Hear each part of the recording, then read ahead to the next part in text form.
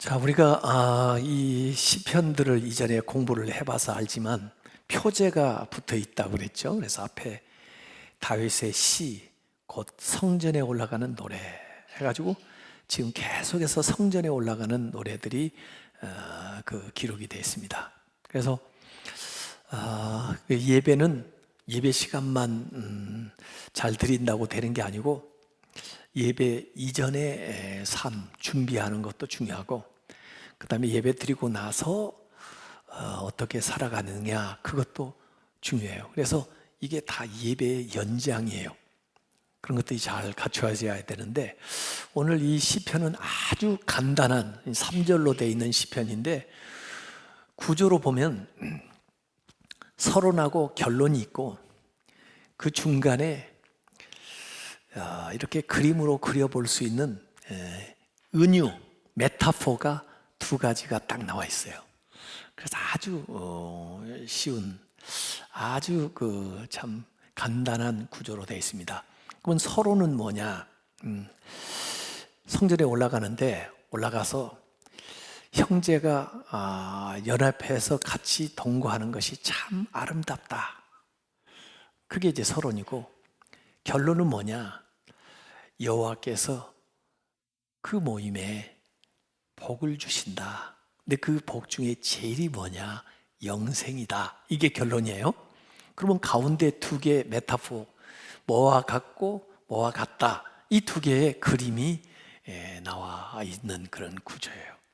그래서 아주 구조 자체가 굉장히 간단한데, 이걸 딱 그려보면 이 예배가 물론 하나님께서 이 예배 시간을 통해서 영광을 받으시고 또 하나님이 복을 주시지만, 우리 인간의 측면에서 보면은 아래로부터 뭔가 하나님께 올려드리는 이것을 통해서 하나님 위에서 그걸 보시고 받으시고 그 다음에 다시 복을 내려줘요. 그래서 가만히 보면 아래에서 위로 올라갔다가 위에서 아래로 내려오는 이런 구조로 되어 있어요. 그래서 우리가 나아갈 때 어떤 마음과 또 어떤 삶의 모습을 하나님께 보여드려야 될까, 예배를 통해서 이게 이제 올려드리는 거고, 그러면 하나님은 그걸 보시고 어떻게 하시는가 하는 것이 결론이에요. 그래서 이제 앞에 올라가는 게 이거예요. 형제가 연합하여 동거함이 어찌 그리 선하고 아름다운가 그랬어요. 연합한다. 이 형제 자매들이 연합한다. 그리고 같이 동거하는 것이 같이 사는 거죠. 그것이 얼마나 선하고 아름다운가. 아주 지순한 거죠. 그러니까 하나님이 다른 사람들이 볼 때 참 보기가 좋다는 거예요. 그리고 그게 하나님이 받으실 만한 아름다운 것이라는 거예요. 그래서 대개 이걸 우리가 어떻게 상상해 볼 수 있냐면, 부모가 자식이 여럿 있는데 자식들끼리 아주 서로 우애하면서 잘 지내는 거, 부모님이 어때요? 아주 흐뭇하죠. 자녀들이. 저도 두 아이가 있는데 두 아이가 다 뉴욕에 사는데, 하나는 결혼을 했고 하나는 결혼을 안 했는데, 그 아이들이 그렇게 매 주일마다 같이 만나요. 또 시간이 나면 제 아들은 그 조카를 보려고 어디 출장 갔다 오면 애가 보고 싶다고 거기 가서 같이 놀고, 그런 모습을 이 사진을 찍어가지고 이렇게 보여줘요. 그래서 그 아이들이 서로 우애 있게 잘 지내는 모습을 보면 그렇게 부모로서 흐뭇할 수가 없어요. 그러니까 하나님도 그렇다는 거죠. 우리 믿는 사람들이 하나님의 자녀들인데 뭐 개인 차이도 많이 있고 뭐 사는 형편이고 뭐고 다 다르죠. 성격도. 그러지만 그럼에도 불구하고 이 성전에 올라와 가지고 이들이 같이 사이좋게 우애 있게 부족한 건 서로 채워가면서 또 서로 도와가면서 그렇게 사랑하면서 그렇게 지내는 모습이 하나님이 이렇게 볼 때 아주 선하고 아름답다는 거예요. 그리고 하나님이 감동이 돼가지고 뭘 줄까? 뭘 쟤들한테 해줄까? 이런 생각을 하시다가 복을 내려주시는 거예요, 이게. 그래서 참 우리의 모습이, 우리의 예배가 정말 하나님이 감동하셔서, 감복하셔서 우리에게 복을 내려주실 만한 그런 아름다운 모임이 돼야 되겠다. 그런 모습인가? 이걸 스스로 한번 돌아보게 만드는 거예요. 근데 솔직히 말해서 이렇게 형제가 연합해가지고 정말 사이좋게 우애 있게 지낸다는 게 쉬워요? 어려워요?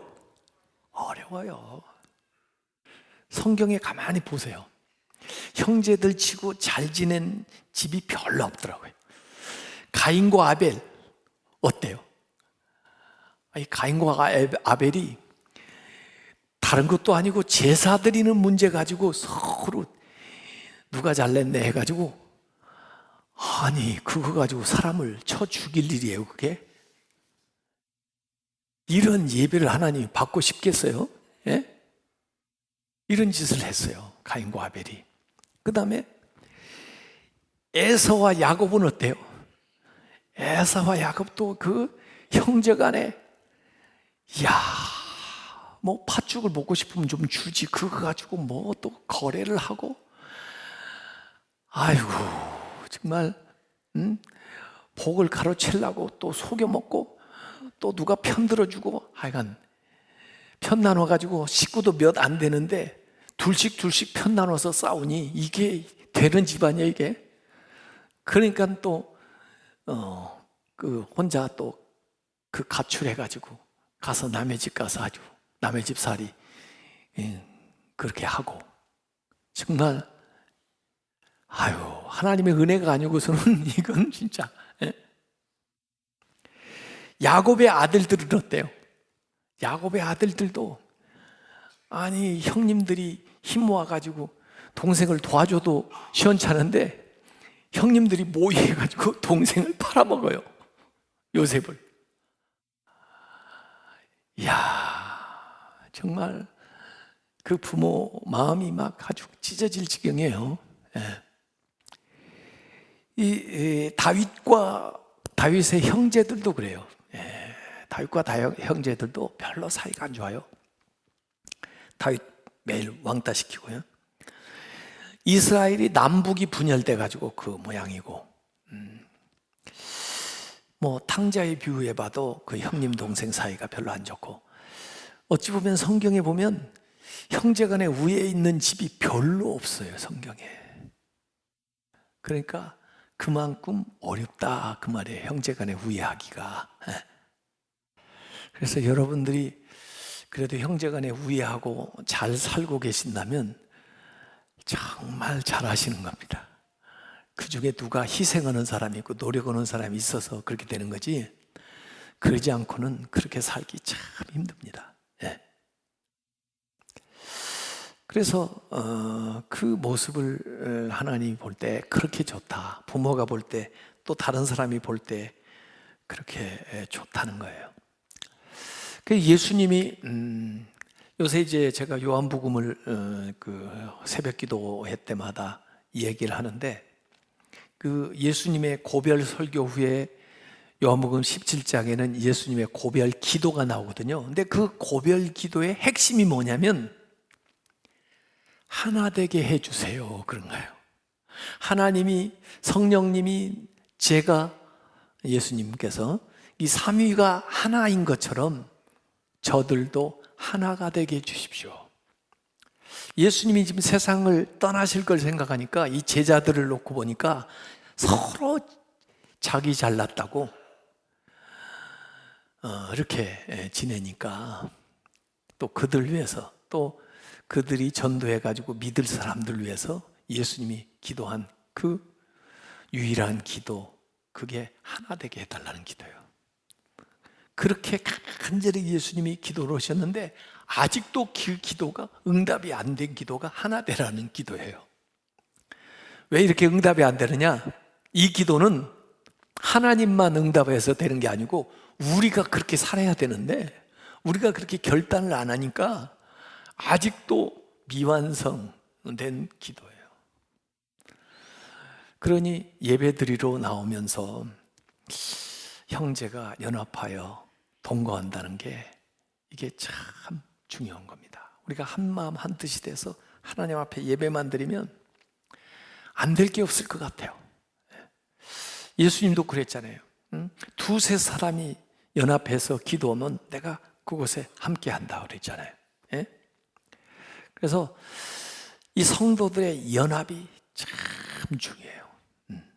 이건 우리가 스스로 결단을 해야 되는 거예요. 지금 한국 교회가 하나가 못 돼요. 교단도 하나가 안 되는데, 아니 교회도 하나가 안 되는데 이게 정말 문제가 많아요. 그래서 하나 되는 모습을 우리가 보여줘야 하나님도 기뻐하시고 다른 사람들도 제3자들도 우리 모습을 딱 보면서 야, 세상에서 볼 수 없는 모습을 보네. 야, 저 사람들은 무엇 때문에 저렇게 서로 잘 지낼까? 그래서 아마 궁금증을 가지고 올 거라고 해요. 그래서 저는 교회의 화목이 굉장히 중요하다고 생각하는 사람이에요. 일을 하는 게 중요한 게 아니에요. 화목하고 거기서 일을 해야지. 일하기 위해서 분열되면 하나만 못해요. 그래서 하나 되기를 우리가 힘써야 되는데 이 예배소서에도 성령의 하나 되게 하신 것을 힘써 지키라고 그랬어요. 그냥 저절로 되질 않아요. 힘을 써야 돼요. 노력을 해야 돼요. 누군가는 희생을 해야 돼요. 예. 누군가는 헌신을 해야 이게 하나가 돼요. 집안에서도 그래요. 그런 사람이 있어야 하나가 되는 겁니다. 자, 이렇게 하나가 되면은 이제 위로 이렇게 올라가니까 하나님께서 위로 보시고 위에서부터 복을 내려요. 근데 우선 이 사람의 이미지를 통해서 복을 내리는 것을 설명을 해주고요. 그리고 자연의 만물을 통해서 이렇게 복을 내리는 것을 보여줘요. 그러니까 하나님이 사람의 복을 주시고요. 그 다음에 물질의 복을 주세요. 이렇게. 그래서 두 가지 이미지가 여기에 나오는 겁니다. 그래서 우리가 해야 될 건데 하세요. 그러면 하나님이 어떤 복을 주냐? 여기 두 개의 그림으로 그려놨어요. 머리에 있는 보배로운 기름이 수염 곧 아론의 수염에 흘러서 머리로부터 기름을 쫙 부으니까 이게 수염을 타고 내려오는데 옷깃, 그의 옷깃까지 내린 것 같고 그래서 옷으로 쫙 적셔가지고 위에서부터 아래로 기름이 보배로운 기름이 흘러내리는 거예요. 이게 원래 이 보배로운 기름을 누구한테 부으냐면 왕한테 부어요. 왕한테 이렇게. 그래서 왕을 세우고 또 그 보배로운 기름을 제사장한테 부어요. 그래서 대제사장으로 세우고 그래서 기름 부음 받았다 하는 것이 이제 메시아라는 뜻인데 이게 뭐냐면 거룩해지는 거예요. 거룩해지는 거예요. 거룩함을 힘는 거예요. 그래서 위로부터 우리에게 거룩함이 임하는 거예요. 마치 머리에 기름을 부어가지고 조금 부은 게 아니라 머리에 계속 부어서 이게 얼굴을 타고 수염으로 해가지고 옷에 적시고 아래로 쫙 흘러내리듯이 우리의 영과 혼과 육이 온전하게 거룩하게 되는 거예요. 기름 붓는 거 이렇게.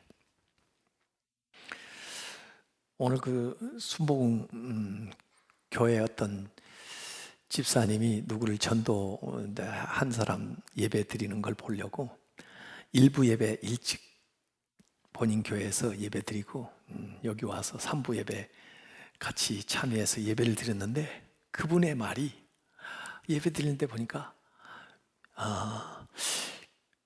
제 얼굴이 빛나다고 하는데 빛났나 모르겠네. 왜 빛났는지.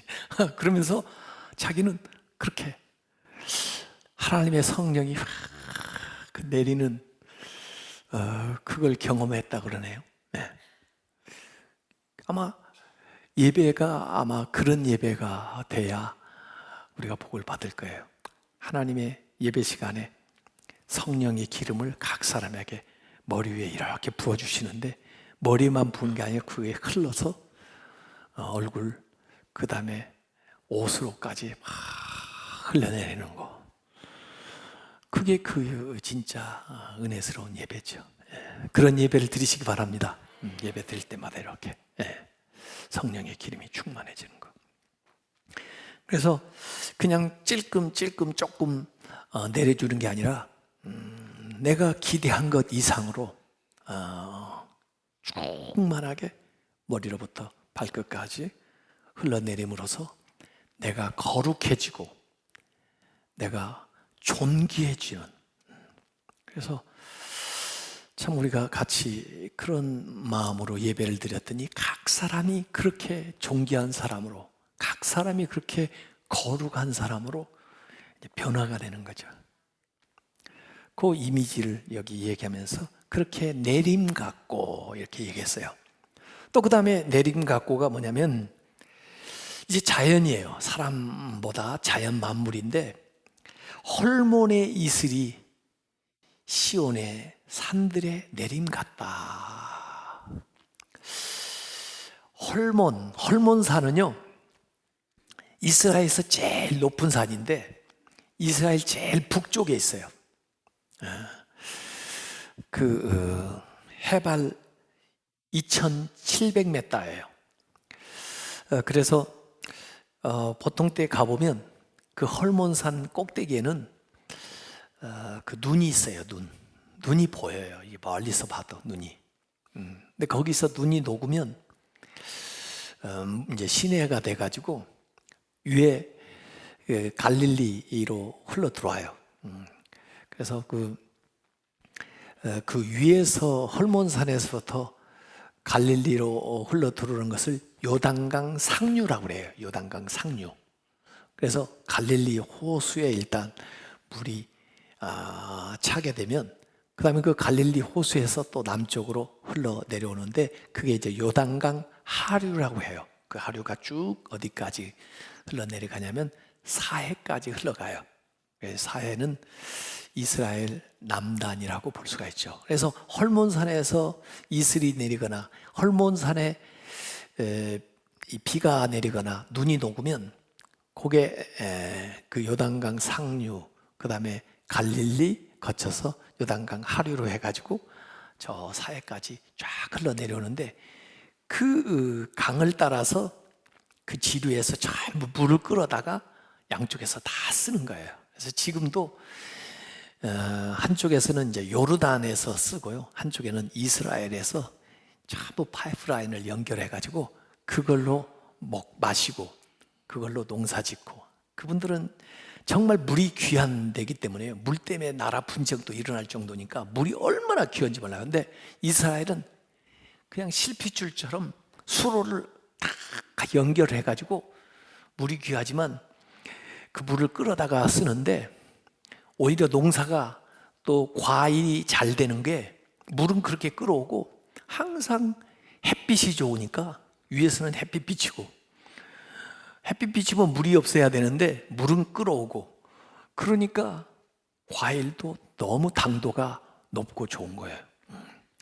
어쨌든 그 나라 기후는 물이 정말 귀하고 물을 얻기 위해서 이슬이라도 밤새 이 일교차 때문에 생기게 되면 그 이슬을 받아서라도 마시든지 또 그걸 어떻게 쓸 수 있는 방법을 고안하는 게 그 나라인데, 저 높은 헐몬산의 그 이슬이 어디까지 내려오냐면 이스라엘의 중부에 있는 예루살렘 시온상에 내림과 같다. 이건 기적 같은 일이에요. 기적 같은 일. 기적 같은 일이 일어난다 그 말이에요. 이렇게 형제가 정말 연합해서 동거하는 거, 우리가 일으키는 기적인데, 이 기적이 일어나니까 하나님도 그걸 보시고 감동하셔가지고 자연을 동원해가지고 기적 같은 일이 일어나는 거예요. 그래서 저 북쪽 높은 산에 있는 그 헐몬의 이슬이 어떻게 내가 예배드리는 이 시온산, 뭐 완만한 언덕이라고 볼 수가 있는데 거기에 내린다는 거예요. 그래서 우리가 그 귀하게 생각하는 물을 얻게 되고, 물을 얻게 되니까 자연 만물이 소생을 하는 거죠. 자연 만물이 소생하게 되면은 이 농작물들이, 내가 하는 모든 것들이 풍성하게 수확이 일어나는 거예요. 그래서 이게 물질의 복이에요. 그래서 아까 사람에 대한 이야기를 했다면 물질의 풍요로움이 생기는 거예요, 이게. 그래서 하나님을 잘 우리가 연합해서 예배를 했더니 하나님 우리를 존귀하고 거룩하게 만들어 주시고, 그 다음에 우리의 산업을 풍요롭게 만들어 주시는 거예요. 우리의 물질, 우리의 생활을 넉넉하게, 기적처럼 그렇게 도와주셔서 시온의 이슬이 내린 것 같다, 이걸 얘기를 하는 겁니다. 그래서 땅이 비옥해지고 그 안에서 산물들이 풍요롭게 일어나는. 그래서 여기 아론 사람하고, 그 다음에 여기 헐몬 산하고, 이렇게 사람 자연을 얘기했고, 그 다음에 기름 이슬, 기름은 존귀케 하는 거, 거룩하게 하는 거, 이슬은 풍요롭게 하는 거, 비옥하게 하는 거, 요걸 같이 대비를 시켜놓는 거예요. 그래서 이 두 가지의 메타포, 이미지가 나와 있습니다. 그래서 그 사람들은 잘 아는 이미지예요. 왜냐하면 제사장이나 왕을 세울 때 기름 붓는 아주 그 존귀한 의식을 잘 알고 있었고, 그 다음에 물이 얼마나 귀해, 그걸 얻을 수가 없었는데 그 헐몬산으로부터 내려오는 물, 이슬이 얼마나 귀한 것들을 잘 알고 있었던 사람들이기 때문에 우리가 드리는 예배, 특별히 우리가 연합해서 하나님 앞에 하나가 되어서 드리는 예배는 그렇게 하나님을 감동해서 이러한 놀라운 일들이 일어난다는 것을 이렇게 설명을 하게 되면 그 사람들은 다 알아들어요. 그 메타포를 우리에게 얘기하는 겁니다. 그래서 결론, 여호와께서 복을 명하셨나니, 하나님께서 복을 명하신다는 건 뭐예요? 복 받으라, 복되도다, 이렇게 하나님이 축복해 놓은 거죠. 그런데 그 복 가운데 가장 우선으로 우리에게 주어지는 게 뭐냐? 영생이라는 거예요, 영생. 그래서 복 중에 제일 복은 하나님 나라에서의 영원한 생명을 얻는 것이죠. 그 밖의 것들은 다 따라오는 것이에요. 그래서 우리의 영혼이 잘 되면 범사가 잘 되고 강건하게 되는 거예요. 이게 다 따라오는 거예요. 그래서 하나님께서 복을 준다. 그래서 오늘 우리가 해야 될 것은 우리가 하나가 돼서 연합하는 거예요. 하나님이 하는 것 하나님이 하실 테니까. 그래서 하나님이 하실 일을, 이미지를 동원해서 얘기를 했지만 1절만은 우리가 해야 되는 거예요. 1절만은. 2, 3절은 하나님이 하실 거고 1절 앞에 부분을 우리가 해야 되는데, 신앙생활이라는 게 뭐냐? 제가 항상 강조하지만 believing, 믿는 데에서 끝나면 안 되고 belonging, 속해야 된다는 거예요. 속해. 우리 교회가 큰 교회이면서 작은 교회가 돼야 돼요. 큰 교회는 왜 요새 사람들이 큰 교회를 많이 가냐면 숨을 수 있으니까 큰 교회로 가는 거예요. 큰 교회 속에 가서 딱 숨어요. 그래가지고 누구도 나한테 관심하지 않고, 또 나도 그 누구하고 뭐 이렇게 가깝지 않아도 그냥 가서 잠깐 예배만 드리고 가도 누가 이름 하나 물어보는 사람도 없고, 또 어디 뭐 귀찮게 하는 사람 없으니까, 또 뭐 봉사하라는 사람 없으니까 큰 교회 속에 가서 숨는 경우가 많아요. 그것도 이제 안 하는 사람은 가나안 교인, 안 나가 가나안. 이렇게 안 나가는 거야. 아예 교인인데 안 나가. 뭐 안 나가고 어떡하나? 뭐 인터넷으로 얼마든지 설교, 좋은 설교 많이 있는데 뭐 TV만 기독교 채널 틀면 많이 나오는데 뭐 그래서 가끔 가다 뭐 이렇게 하고 안 나가는 거예요. 그리고는 신자라고 그래요. 그래서 요새는 진짜 안 나가는 교인들이 많아요. 가나안 신자로 해요. 이게 앞으로 문제입니다. 그분들은요, 하나님과의 관계는 어느 정도 될지 몰라도 문제는 이 하나님이 복 주시는 형제 자매 간에 연합하고 동거하는 것이 안 되는 거예요. 수직적인 영성은 좀 돼도 수평적인 영성이 안 되는 거예요. 빌리빙은 돼도 빌롱잉, 소속감이 없는 거예요. 그래서 우리가 십자가로 놓고 보면 하나님과 관계, 나와의 관계, 빌리빙도 돼야지만 빌롱인, 너와 나의 서로 소속되는 관계가 돼야 돼요. 그래서 큰 교회이면서도 작은 교회가 돼야 돼요. 우리 교회 같으면 각 기관들, 각 구역들, 그 다음에 소그룹 모임이 활성화가 돼야 돼요. 지금 뭐 알파도 하고 있고, 뭐 1대1도 하고 있고, 또 무슨 뭐 마더와이즈도 하고 있고, 그 다음에 전문인 선교사 과정도 이제 시작돼서 또 하고 있고, 이런 소그룹이 자꾸 취미별로도 만들어지고 활성화가 돼야 돼요. 그 리더들이 역할을 잘 해야 돼요. 그래서 그 모임마다 형제가 연합하여 동거함이 어찌 아름다운고, 그 모습이 딱 형성이 되도록 노력을 해야 돼요. 그래야 하나님이 그 모임마다 복을 내려 주신다, 이런 거예요. 예수님은 하나님의 외아들이라 그렇게 얘기들 하는데, 우리는 하나님의 외아들, 외딸이 아니에요. 우리는 하나님의 자녀들이에요. 자녀들. 그래서 같은 아버지를 섬기는 여러 자녀들이라고요. 그래서 우리가 하나님을 중심으로 해서 잘 지내야 돼요. 오늘 이 133편 시편을 가지고 책을 쓴 분이 있어요. 보네퍼라는 사람인데, 이 보네퍼는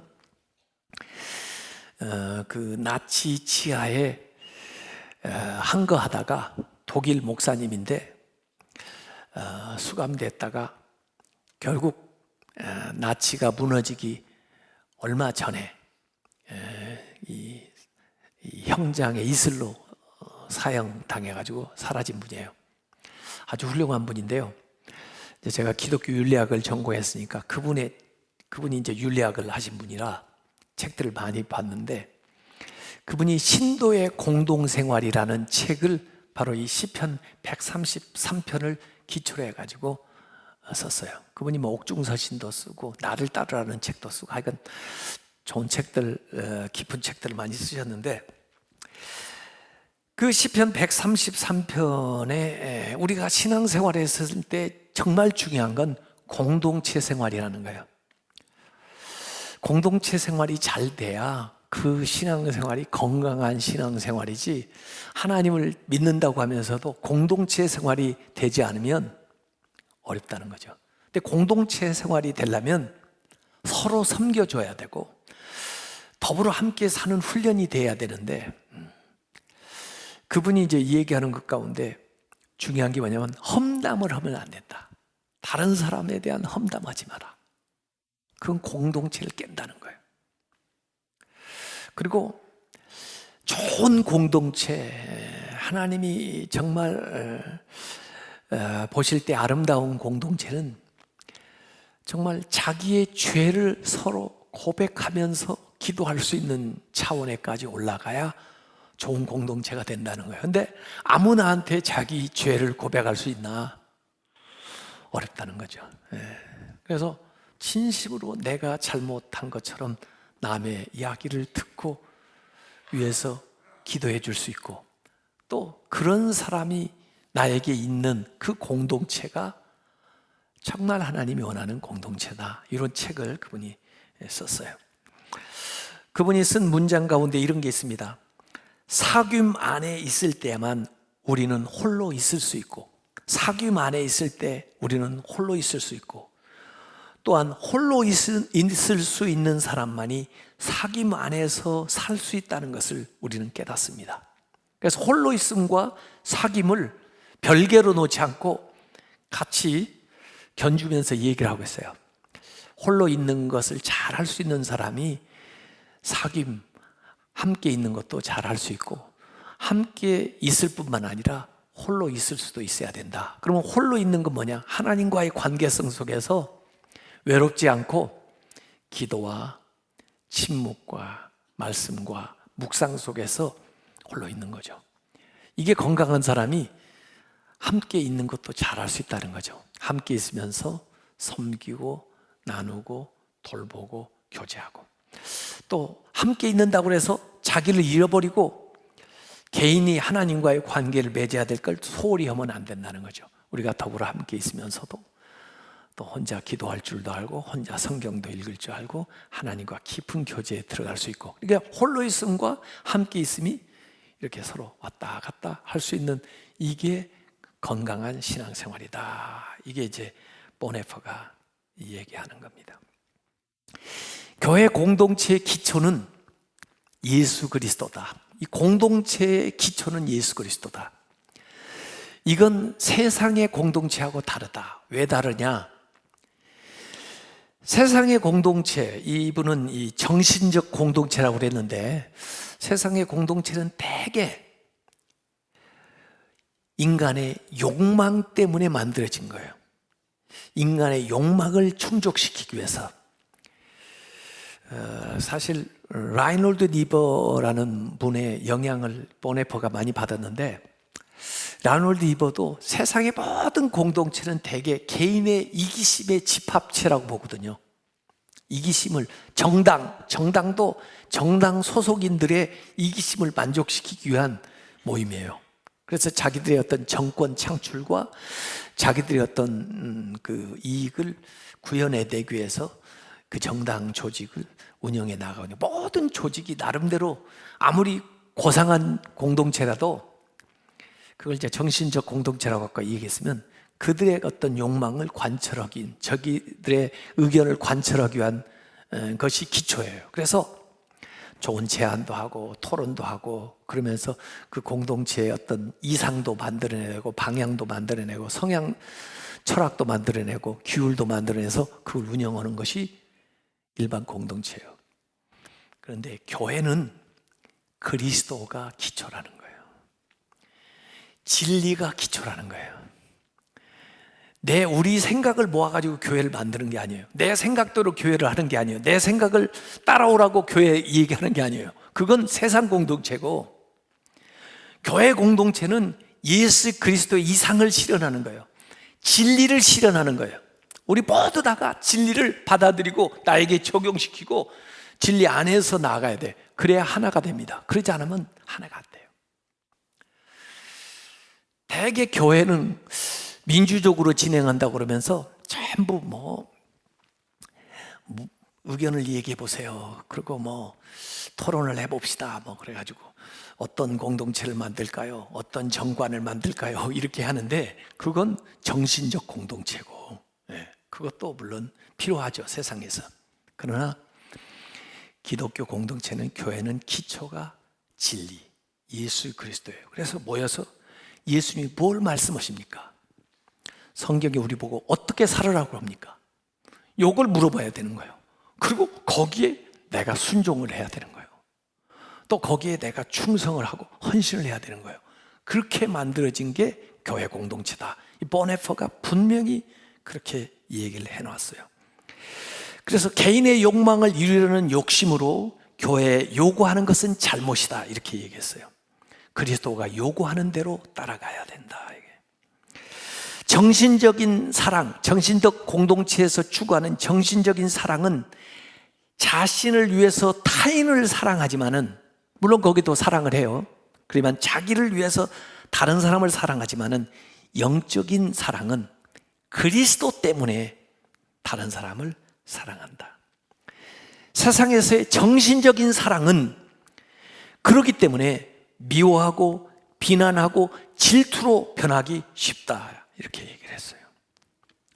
그리스도 때문에 사랑하는 건 질투하고 미워하고 비난하는 것으로 변하지 않습니다. 그리스도를 사랑하기 때문에 사랑하는가? 그 사람이 어떤 사람이든 간 상관없어요. 내가 사랑을 더 많이 못 내서 그렇지 그게 사랑이 변질되는 건 아닙니다. 그래서 우리가 이 교회가 어떻게 돼야 되나 하는 것들을 생각을 해야 되겠습니다.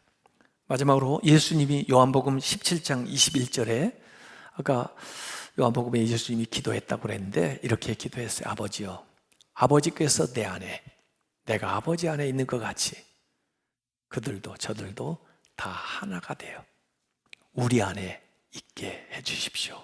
이렇게 했어요. 그래서 삼위일체의 그 신비처럼 교회는 각양 다른 사람들이 모여가지고 연합을 이루면서 같이 더불어 살아가는, 어찌 보면 하나님 나라의 모형이라고 볼 수 있어야 돼요. 그러면 하늘나라의 복이 이 세상에서 우리의 삶에 내려요. 그래서 우리는 거룩해지고 존귀해지고 또 우리가 경영하는 모든 일은 풍요롭게 그렇게 풍족해지는 그런 역사가 일어나는 겁니다. 자, 오늘 133편 다시 한번 이제 그 설명을 생각하면서 읽어보고 마치겠습니다. 시작. 보라, 형제가 연합하여 동거함이 어찌 그리 선하고 아름다운고, 머리에 있는 보배로운 기슴이 수염 곧 아론의 수염에 흘러서 그의 옷깃에 내린같고, 헐몬의 이슬이 시온의 산들에 내린같도다. 거기서 여호와께서 복을 명령하셨나니 곧 영생이로다. 아멘. 이 시간 기도하겠습니다.